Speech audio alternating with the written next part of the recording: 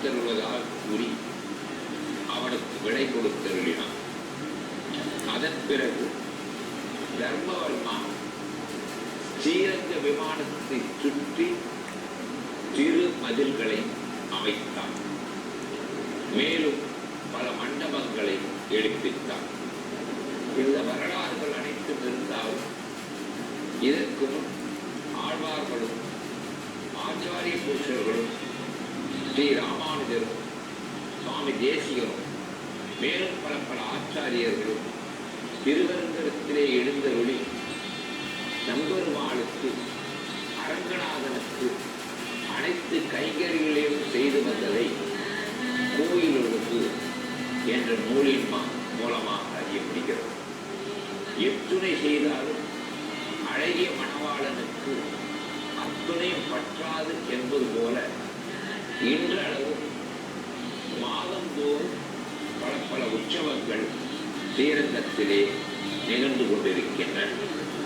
அந்த உற்சவங்கள் அனைத்தும் உலக நன்மைக்காகவும் உலக நலனுக்காகவும் அமைகிறது.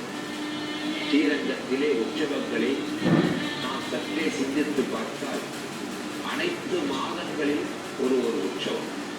சித்திரை என்றால் வருஷ பிறப்பு. அவைகள் திதிகளின் அடிப்படையில் நடைபெறும் உற்சவங்களும் அமைகின்றன.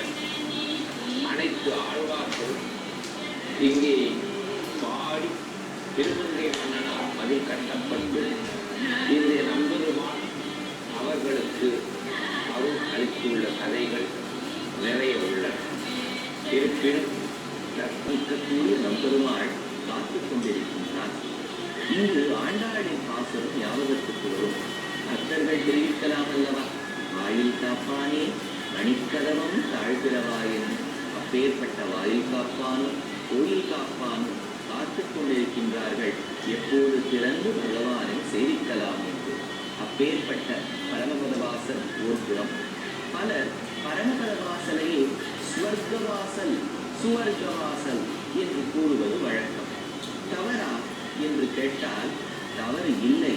அதை எப்படி புரிந்து கொண்டால் சரியாகும் என்பதை நாம் பார்த்துக் கொள்ளவும். ஸ்வர்க்கம் என்பது நரகம் என்னும் இன்னொரு வார்த்தையோடு வரும். ஆனால் இங்கோ ஸ்வர்க்கவாசலோ பரமபதவாசல் திறந்துவிட்டது.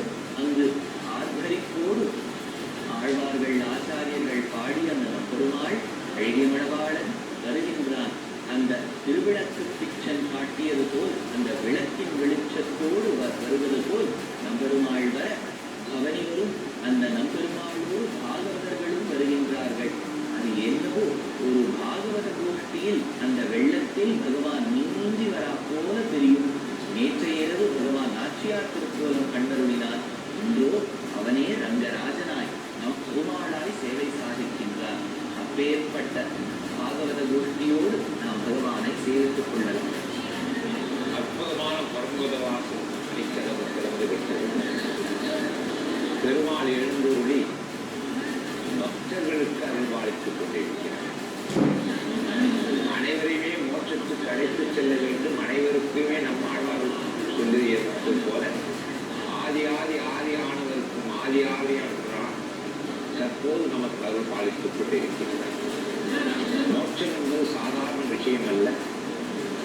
ஒரு பக்தர் தான் அனுபவித்த வாழ்க்கையில் அனைத்துமே பக்தி பிரவாகமாக அமைந்து விட்டால்தான் அந்த மோட்ச பிராப்தி கிடைக்கும் என்று பெரியவர்கள் சொல்லியிருக்கின்றனர். அந்த மோட்ச வாசலுக்கு கூட செல்கின்ற வேளையிலே ஒரு பக்தர் சர்வ காலம் 5 விளையாது 50 விளையாது என்பது போல சிறு வயது முதற்கொண்டே அந்த பக்தி இருக்க வேண்டும். அதைத்தான் ஆழ்வார் அப்போதைக்கு இப்போதே சொல்லி வைத்தேன் அரங்கமா நகருளானே. அதனால்தான் பெரியவர்கள் சொல்வார்கள், தானாளாவிட்டாலும் தன் சதையாலும் என்பார். இதற்கு பொருள் சொல்கின்ற போது தனக்கு ஒரு துன்பு வருகின்ற பொழுது சகோதர பாசத்தால் ஒரு காப்பாற்றுவார் என்று சொல்கிறார். அது சரியான பொருள் அல்ல. மனித உடலிலே இருக்கின்ற அவயங்களிலே எலும்பு இல்லாமல் இருக்கின்ற நாவ், இந்த நாவை சிறு வயது முதற்கொண்டே இளம் பிராயத்திலே 5 வயது முதற்கொண்டே இறைவன் நாமாக்களை சொல்லி பழக்க வேண்டும். அப்படி பழக்க பழக்க பழக்க அது தடித்து தடித்து தடித்து நான் தடித்து தடித்து அந்த நாமாக்களை தானாக சொல்லிக் கொள்வோம். அந்த மனிதன் வாழ்வு முடிவிடும் நேரத்திலே கால் கடைந்த கற்றையிலே மனிதன் படுத்துக் கொண்டிருக்கின்ற பொழுது கூட அது கோமா நிலையில் இருந்தாலும் கூட அந்த சொல்லி பழக்கப்பட்ட நாவானது கடிகாரத்தின் பெண்டுலம் போல அது ஆடிக்கொண்டு ராம ராம ராகவ ராகவ கிருஷ்ண கிருஷ்ண பெருமாள் பெருமாள் என்று சொல்லிக் கொண்டிருக்கும். அதைத்தான் ஆழ்வார் சொல்கின்ற போது அப்போதைக்கு இப்போதே சொல்லி வைத்தேன் களங்கமா நகருளானே.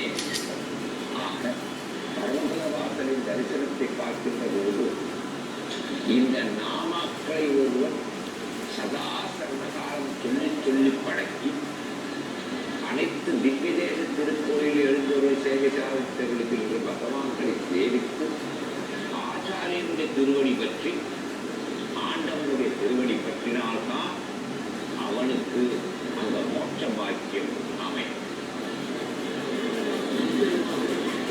வரக்கூடிய காட்சியை கண்டால் ஏதோ ஒரு நாடகத்துக்கு செல்வது போல் இருக்கின்றதே. ஆம், ரங்கம் என்றாலே மேடை, நாடக மேடை. அந்த மேடைக்கு அதிகாரியாக இருக்கக்கூடிய பெருமாள், மார்பில் மகாலட்சுமியாய் இருக்கக்கூடிய ரங்கநாயகி தாயார், உல்லாச பல்லவித பாலிக சப்தலோகி நிர்வாண கோரகிதனேன கடாட்ச லீலாம் ஸ்ரீரங்க ஹர்யதள மங்கள தீபரேகாம் ஸ்ரீரங்கராஜ மகிஷி ஸ்ரீயம் ஆஸ்ரயாமஹா என்று பெருமாள் ரங்கநாயகி தாயாரோடு நாடக மேடைக்கு வருவதை காணுகின்றோம். என்ன நாடக மேடை, என்ன நாடகம்? தசாவதாரம் என்னும் நாடகம் நடந்தேறுவதற்காக வருகின்றார் பகவான். தேசிகன் தெரிவிக்கும் போது சொல்லுவர், தேவோன சுகம் ஆதனோடு தசகா.